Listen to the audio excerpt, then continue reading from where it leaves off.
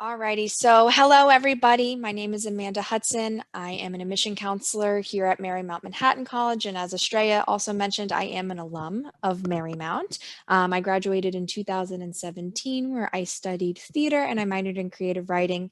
And I'm originally from Florida, and I'm also the admissions counselor for Florida. So if anyone here is from Florida, hello. So I'm going to present the first half of this, which is focused on admissions, and then I am going to pass it over to Asleen and financial aid, who will be presenting the financial aid component of this. So we'll go ahead and we'll dive in and get started. Alrighty. So some quick facts about us. We are a pretty small school on the Upper East Side of Manhattan. We have about 1,900 students in total, and that is our whole student body. So for some colleges and universities, that could be the first year class alone, but that is our whole student body. So, that really kind of breaks down to an individualized experience, I should say, that really can't be beat. I mean, you have an 11-to-1 student to faculty ratio and an average class size of 15. So there is a lot of time to speak with your professor. There is a lot of time to ask questions in class. Someone who is more creatively wired, I knew that maybe math and science were classes that I wouldn't have done well in a lecture hall. I really needed to be able to raise my hand, ask them to repeat something. So we don't even have a lecture hall here at Marymount. You're never going to be a number. All your professors know you by name. They know who you are, and they're always, encouraging of you to contribute and participate in the classroom. So, again, that small school feel is really just nourishing and encouraging of a, very inclusive, and also again, they just encourage you to participate. So there's a lot of individualized attention to go around. When it comes to what Marymount has to offer, we do offer 31 majors and 45 minors, and even though we're small, we're pretty mighty. As Chris mentioned earlier, we have students joining us from all over the world here today, and when it comes to who makes up our population, we have students coming from 49 different states, as well as Puerto Rico and 33 different countries around the world. Now, for those of you who are familiar with Manhattan or maybe have visited us before, this will be a refresher for you. But for those of you who have never been to New York City or don't know the city too well, this map here is just to kind of ground you a little bit, show you where we are located throughout the city. Our campus, again, is on 71st Street between 2nd and 3rd Avenues, so not too far from Central Park and the Metropolitan Museum of Art. And then we have 2 residence halls. The first year students typically live at 55th Street, which is on 55th Street. We kind of kept the name pretty simple there. So again, it is on 55th Street between 2nd and 3rd Avenue, which is about a 15-minute walk up to campus. It's a really quick walk, and that is not far from Rockefeller Center, Times Square. It's very central located. And then the upperclassmen do live downtown, typically at the Cooper Square Residence Hall on East 6th Street. That is near Union Square, Washington Square Park, right across the street from the Public Theater. And it is about a 20-minute subway ride on the 6 train uptown to campus. Alrighty, so I'm sure we have a wide variety of students joining us today, whether you are a senior who has already submitted your application, a senior who is still deciding, maybe you're a junior or sophomore, kind of just starting to begin your search for a college that is a great fit for you. These are going to be helpful dates for everybody. So when it comes to submitting an application to Marymount, we are Common App friendly. We also have our very own Marymount application. We do not have a preference. Typically, if you are in high school and you're applying to multiple institutions, the Common App is, just the easiest for you. So you can definitely submit the Common App. We have a few deadlines for this. Early decision. Early decision is a binding commitment. You can apply this way if you know that we are your first choice. You're really excited about Marymount. And I only recommend this if we are your first choice because, again, it is a binding commitment. So if you apply to Marymount early decision and you are accepted, this means that you are withdrawing all your other applications from other institutions and immediately committing to Marymount. So this is a great option for a student who knows that Marymount's their first choice and really wants to get a head start on things. The deadline for this has already passed for seniors, but for juniors and sophomores who are joining us, November 1st will be the deadline for this application deadline. And then again, we will let you know of your decision on December 1st, so a month later. And then your enrollment deposit deadline would be February 15th. Just a few weeks earlier, months, I should say, not weeks, quite a few months before the May 1st deadline, which is the nationwide decision day. So that's just to kind of get you as a priority student. You're registered first, so you get your financial aid package first, and you are set to go. Now we have early action, not to be confused with early decision. Early action is not binding. So if you're afraid of the immediate commitment, but you are still really excited, you want to get your decision in soon, and you want to get your financial aid package to you as soon as possible, early action is definitely the way to go. Again, not a binding commitment. We still have time for those seniors out there who haven't submitted an application yet. December 1st is the deadline for this option. And then your decision will go out to you by December 21st. So we try to get decisions out as soon as possible. But again, by December 21st, you will hear from us if you've applied early action. And then your enrollment deposit deadline will be May 1st. That is the nationwide decision deadline. We do accept applications after December 1st. That is on a rolling basis. So we read those applications as they come in, and we try to get you a decision within 2 weeks at the most. Okay.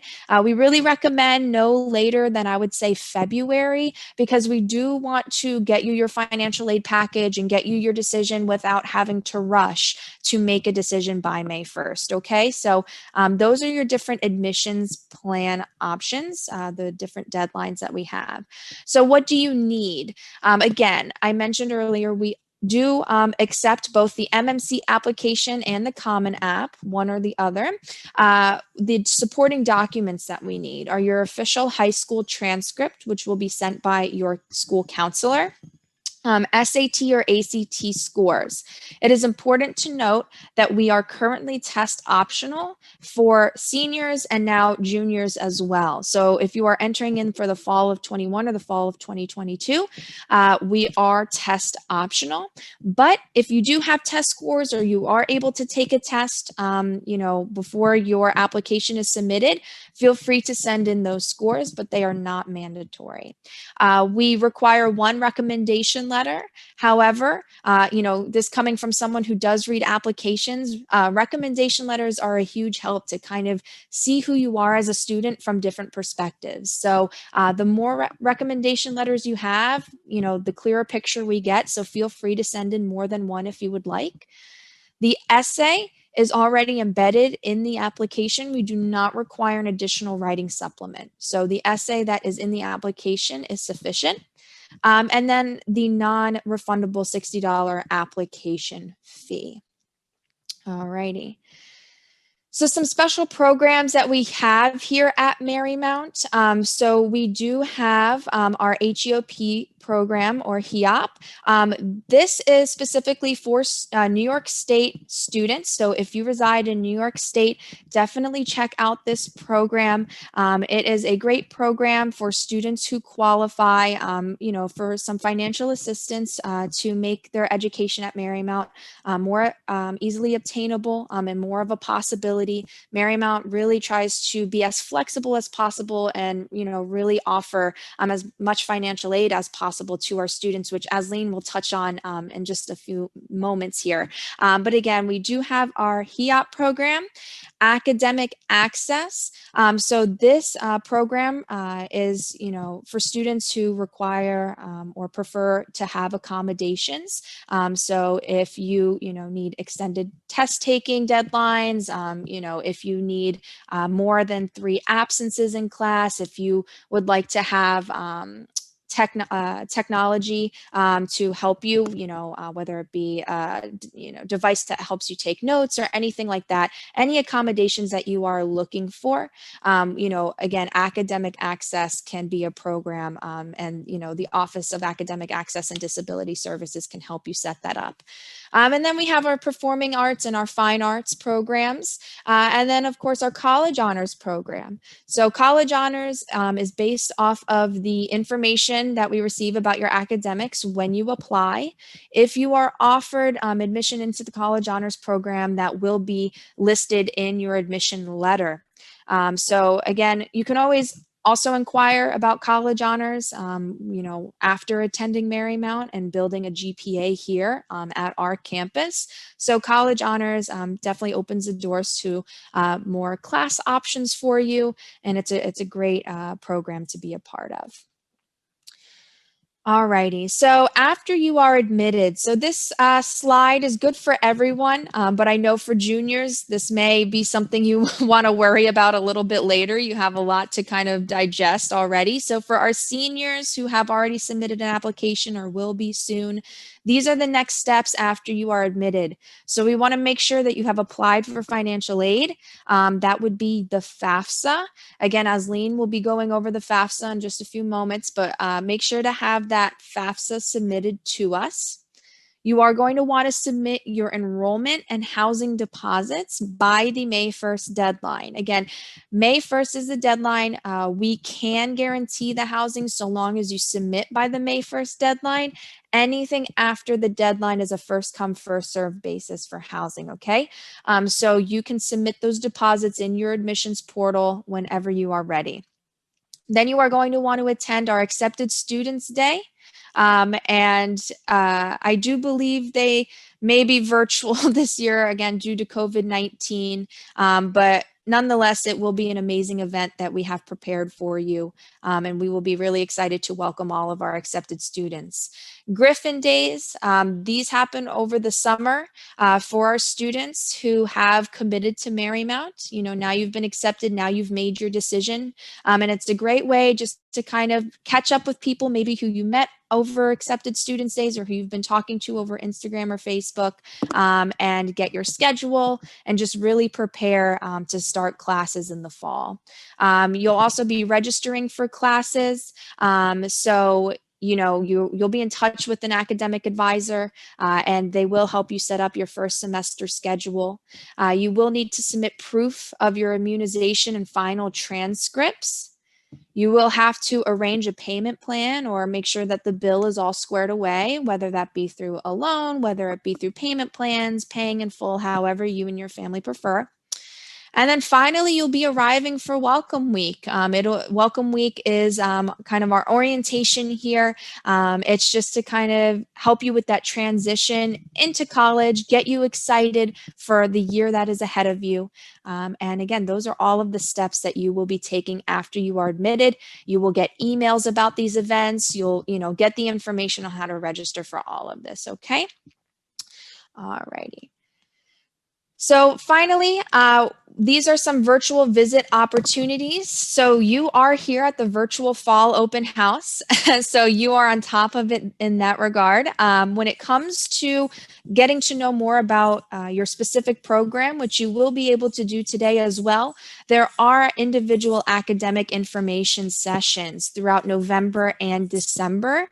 So definitely go to our website, mmm.edu/visit, and sign up for those academic information sessions. All righty, so now I'm going to hand it over to Asleen. She works in our Center for Student Services, specifically with financial aid, and she is my go-to person for all things financial aid. She eventually gets tired of hearing from me, I know, but Asleen, I'm going to let you take it over now so you can speak about everything financial aid. Sure. Thank you, Amanda. Thank you so much. Again, welcome everyone. My name is Asleen Zayas, and I'm the Associate Director of the Office of Financial Aid here at Marymount. I have been at Marymount over 8 years now. And as my colleagues have said before, we consider ourselves a family. I'm pretty sure you have a lot of questions regarding the financial aid process here at Marymount. And so we are going to be going over what are the options for you. Financial aid can be in the form of institutional, government, or external agencies to meet a student's educational need and expenses. They can be in the form of scholarships, which can be both internal and external, grants, both from the federal and state government, as well as the federal work study, which is an allowance that students have the ability to find employment within the college. Students also have the option of borrowing federal loans as well as private loans. And here in our office, we will be able to provide you with the steps to actually search for all of those opportunities. External resources is one of the things that we encourage students to look. You still have time, even for next year. We have information about those opportunities on our website, so we encourage to look for those as well.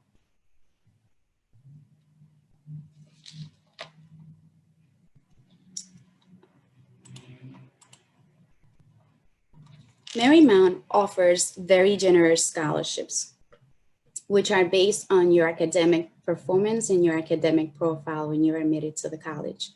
For our first year students, scholarships may range between $4,000 and $18,000. And for our transfer students, the scholarships may range from $3,000 to $13,000. We also offer talent scholarships in addition to our merit scholarships, which may range between $1,000 to $10,000. And these are based on your audition, your portfolio, or your interview. Marymount also offers endowment scholarships that is in addition to that could be in addition to your merit and your talent scholarship awards. And like I said before, we highly recommend students to also apply for external scholarships on our website at mmm.edu. And you can search the external scholarships on our website.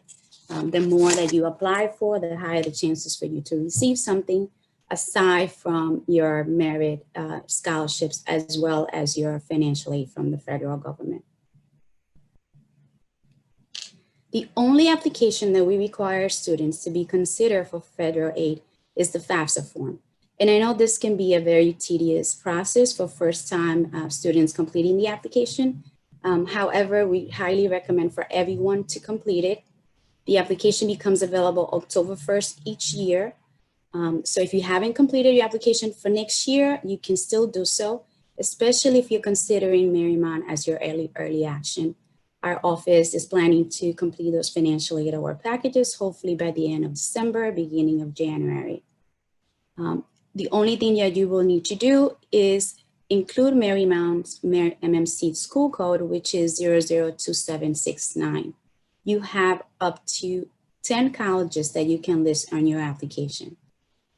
Once we receive your process FAFSA and you have been admitted to the college, our office will be completing your financial aid award package. Now, if our office requires additional information from you, in order for your FAFSA to be processed by the federal government, we will notify you of the steps that you will need to make.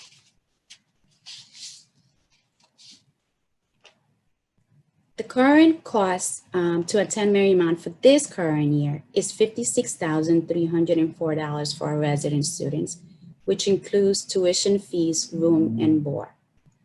And for our commuters, $37,410.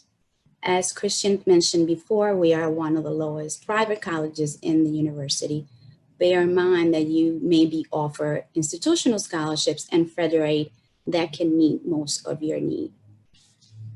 The difference between direct cost and indirect cost, the direct cost is something that you will have, it will be what you will have to pay directly to the college, whereas indirect costs are costs that you may incur as a student attending college. And that information will also be provided to you on your award letter once we have completed that.